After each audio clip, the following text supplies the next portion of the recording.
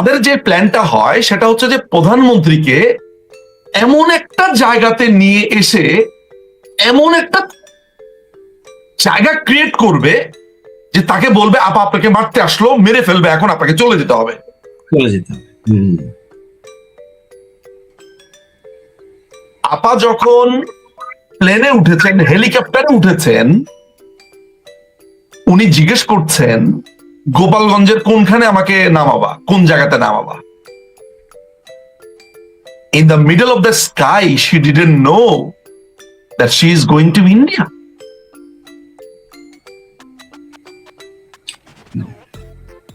Are you surprised?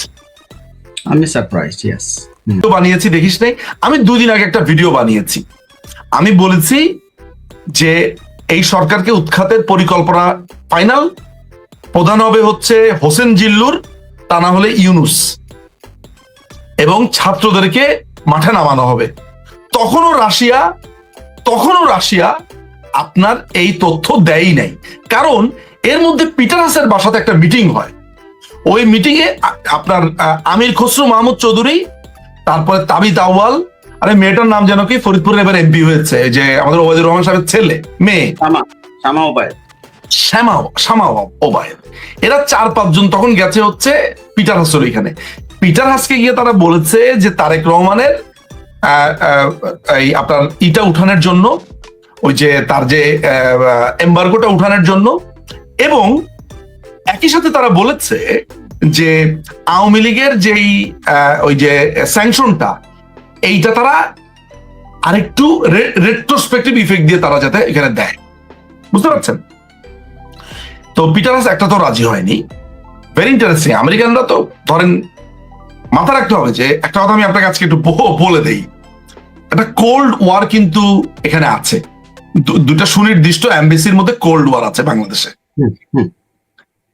American embassy কিন্তু এই ইলেকশনে তেমন সুবিধা করতে পারেনি, কারণ আমেরিকান এমবেসি এবার ক্ষমতায় আনতে চেয়েছিল জামাত এবং এনসিপি কে। ওদের যে ফার্স্ট সেক্রেটারি আছে, দাঁড়ান নামটা বলি, ওর নাম হচ্ছে ম্যাথিউ বে, নাম খুঁজবেন।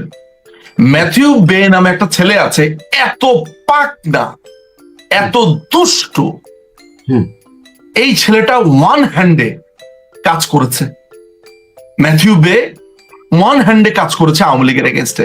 ম্যাথিউ বের সাথে যে ডোনাল্ড লুমু যারা যারা এসেছে, এই পরিকল্পনা সাজিয়েছে, বিভিন্ন আর্মি অফিসারদেরকে নিয়ে, পলিটিশিয়ানদেরকে নিয়ে করেছে। একে মনে হয় এখন আফগানিস্তান বা রাশিয়াতে পাঠিয়ে দেওয়া হয়েছে, বা সামওয়্যার, ঢাকাতেও নেই, ও চলে গেছে গত বছরের শেষের দিকে। আমরা কিন্তু এই তথ্যগুলো পাচ্ছিলাম। তো আপনি আরো শুনতে চান নাকি আজ এই পর্যন্ত রাখবেন? তো ওরা যখন এই যখন পরিকল্পনা চলছিল, সেনাবাহিনীকে কিন্তু নামানো হবে কি হবে না এইটা নিয়ে সেনাবাহিনীর মধ্যেই কিন্তু আপনার সন্দেহ ছিল। মাথায় রাখবেন, আমি কিন্তু 5 তারিখেও ভিডিও দিয়েছি যে কিছু হবে না, সেনাবাহিনী ঐক্যবদ্ধ আছে। অনেকে আমাকে এটা নিয়ে ট্রল করে, আমি আমার বলতে দ্বিধা নাই যে আই ওয়াজ আউটপ্লেড টু। বুদ্ধ আমিও হয়েছি। এই কারণে বুদ্ধ হয়েছি, কারণ হলো দেখেন আমি কিসের উপরে কাজ করি, আমি কিসের উপরে কথা বলি ভাই, আমার সোর্সের উপরে কথা বলি, আমার সোর্সের উপরে, আমার যারা লোক আছে তাদের উপরে। ওইখানেও তো ধরেন 6টা করার লোক আছে, তো অবভিয়াসলি ওইখানে আমি ফেল করেছি, বা ওই জায়গাতে আমার তথ্য, কিন্তু আমার অনেক তথ্য খুব অ্যাকুরেট ছিল। আমি একটা স্ট্যাটাসও দিয়েছিলাম যে এখনো দুটো শক্তি রাস্তাতে নামেনি, ওই দুটো শক্তি রাস্তাতে নামলে আমরা বিপদে পড়বো। ওই কথাটা আমি মিন করেছি যে হেফাজতুল ইসলামী তখন রাস্তায় নামেনি, মাদ্রাসার স্টুডেন্টরা তখন রাস্তায় নামেনি। আমি তখন ওই শক্তিটার কথাই বলেছি, চরমনাইরা তখনও নামেনি। এটা আমি ইঙ্গিত করে বলেছিলাম, কারণ আমি তো প্ল্যানটা জানতাম। বলছি আমি বারবারই বলেছিলাম যে যাক, এই বারবার কি বলেছিলাম এই কথা এখন না বলি, এগুলো আমি প্রকাশ্যে বলতে চাই না। আলটিমেটলি যেটা হয়েছে, এটা আমাদের দুর্ভাগ্য। সেনাবাহিনী এখানে বিট্রে করে বসছে, সেনাবাহিনীর একটা অংশ বিট্রে করে বসছে, পুরো সেনাবাহিনী না। দেখেন আমাদের সেনা প্রধান হওয়ার দৌড়ে অনেকেই ছিলেন। আমি এখানে এককভাবে কাউকে ব্লেম করব না।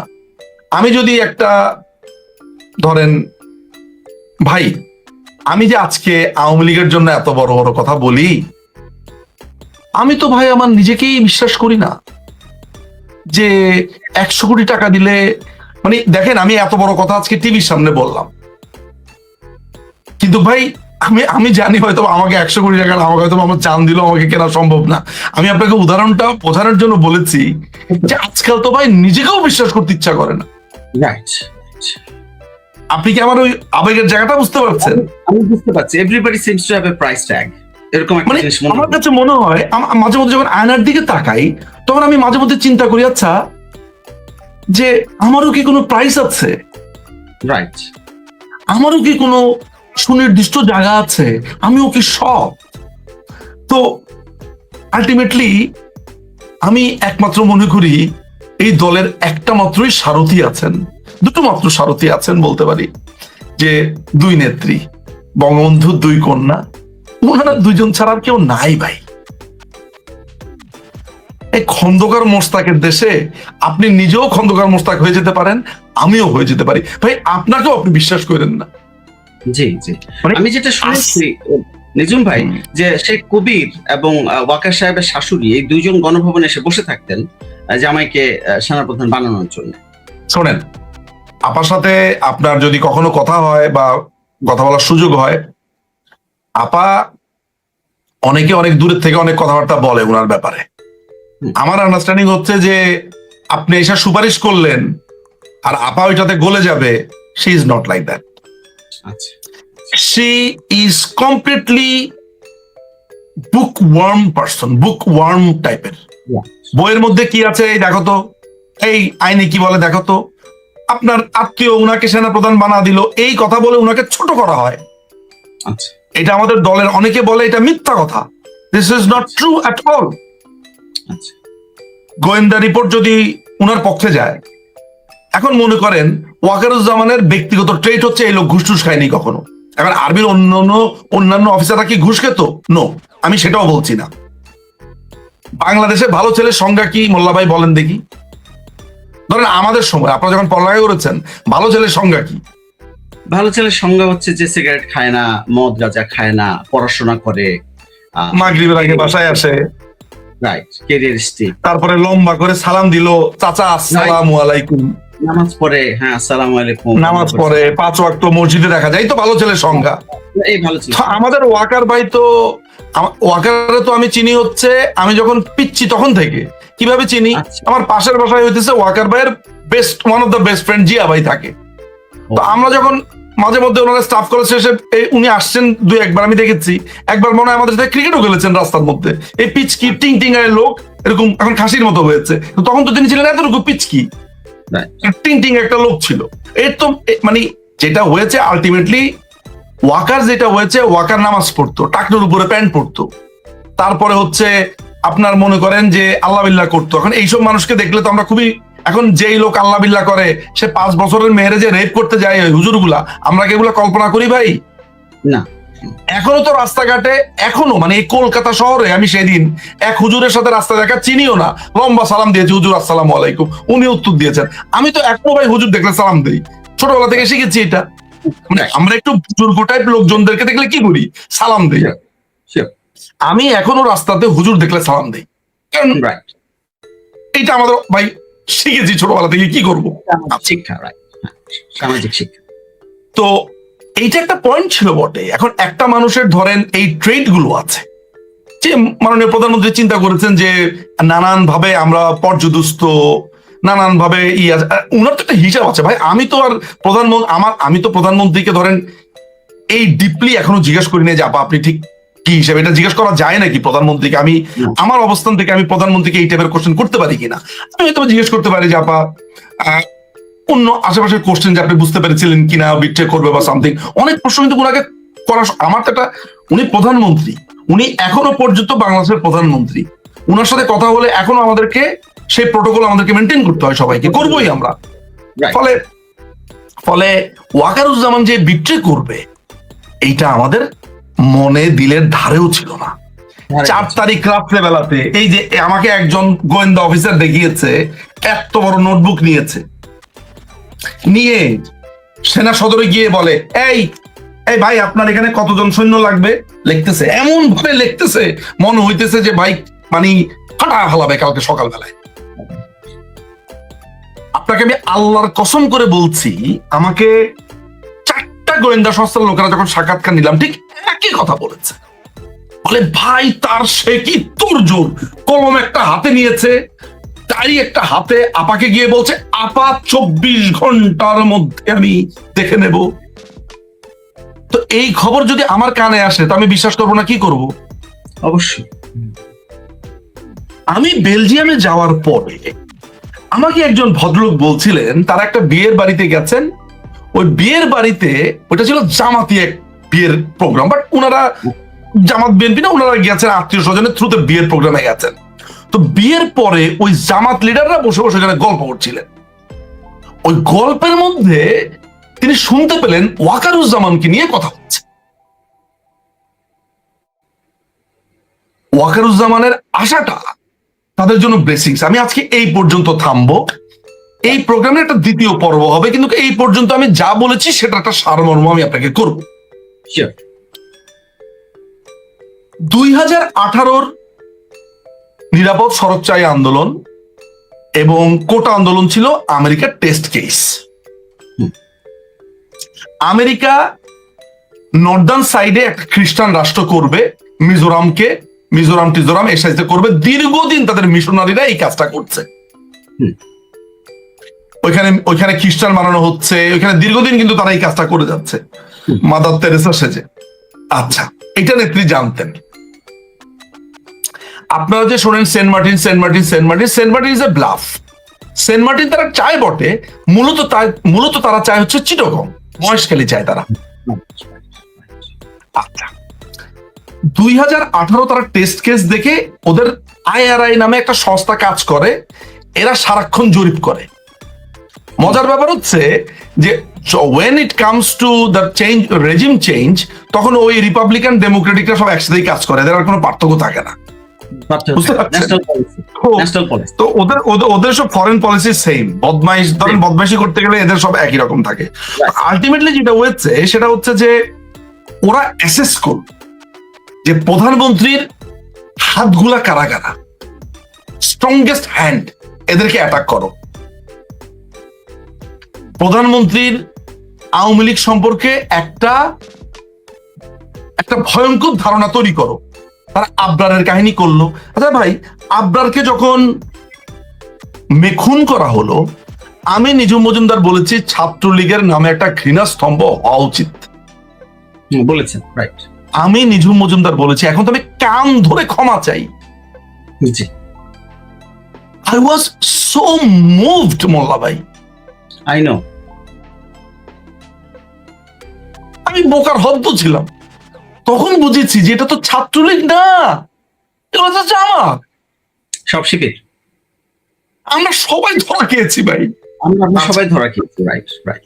তো আলটিমেটলি যেটা হয়েছে যে এই জন্য এখন আমি ছাত্রলীগের ছেলেদেরকে সবচাইতে বেশি প্রোটেক্ট করতে চাই, ওদেরকে আমার ভালোবাসাটা ওদের প্রতি দ্বিগুণ। মনে হয়েছে ওই মাই নেম ইজ আর্ল নামে একটা সিরিজ ছিল, যে কোনো একজন মানুষ তার জীবনে যত ভুল করেছে, trying to undo that, I am trying to undo my all the mistakes I have done.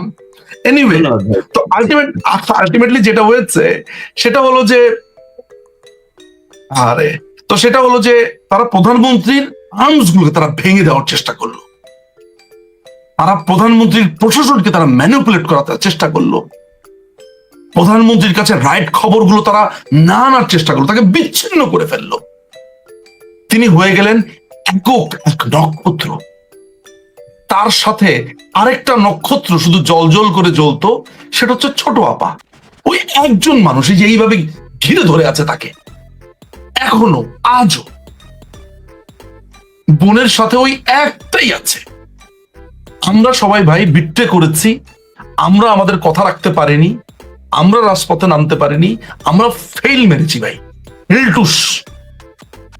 তো ওরা করলো কি, নানান ধরনের ন্যারেটিভ তৈরি করলো, ওই যে জাহিদুর রহমানকে নামিয়ে দিল তারা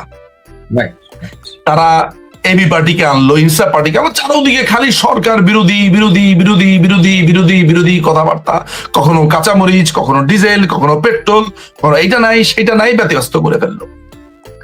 আমরাও এর মধ্যে কারিকুলাম চেঞ্জ হওয়ার পরে ওই যে আমি হোচিমিনের কথাটাও আমি মাঝখানে খেয়ে এড়া ফেললাম, হোচিমিনের ইস্যুটা নিয়ে আসলো এলজিবিটির ইস্যু। রাইট। এই হোচিমিন যদিও আমাকে বারবার এখন বলে যে নিজুম ভাই আপনি আমাকে ভুল বোঝেন, আমি ডিপ স্টেটের কেউ না, এই না সেই না। এই হোচিমিনকে আমি আমার নিজের স্টুডিওতে এনে সাক্ষাৎকার নিয়েছি, তার উপরে যখন অ্যাটাক হলো, এই Ho Chi Minh was A part of a deep state. হ্যাঁ, এটা তো আমরা এখন দেখতে পাচ্ছি। হোচিমিন হয়তোবা রিগ্রেট করে, বা হোচিমিন হয়তোবা বুঝতে পারেনি, কিন্তু দে প্লেড উইথ হোচিমিন। আমি হোচিমিনকে বারবার বলেছি আপনি ইন্ডিয়াতে চলে যান, সে যাবে না, সে এত বিপদের পরে সে ঢাকায় থাকবে, কারণ তার খুঁটির জোর আমেরিকা। আমাকে তখন সঞ্জীবনী সুধা নামে আরেকজন এলজিবিটি, ও আমাকে বলছিল ডোন্ট ট্রাস্ট হোচিমিন। আমি সুধার কথা তখন শুনিনি।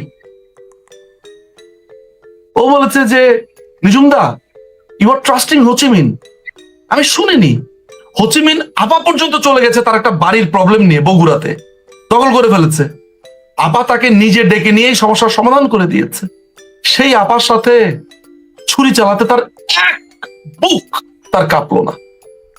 এবং তাকে ইস্যু করেই ওই যে উৎস ব্র্যাক এক্স্যাক্টলি শরীফা শরীফ আমরা ভাই এইসব পচা শামুকে পা কাটার আমার দরকার আছে? শরীফা বাংলাদেশের কে গে কে লেসবিয়ান এগুলো নিয়ে চিন্তা করার টাইম আছে আমাদের? আজকে থেকে 500 বছর আগে বাংলাদেশে ঘেটু পুত্র ছিল, বাংলাদেশে হাজার হাজার এলজিবিটি আছে।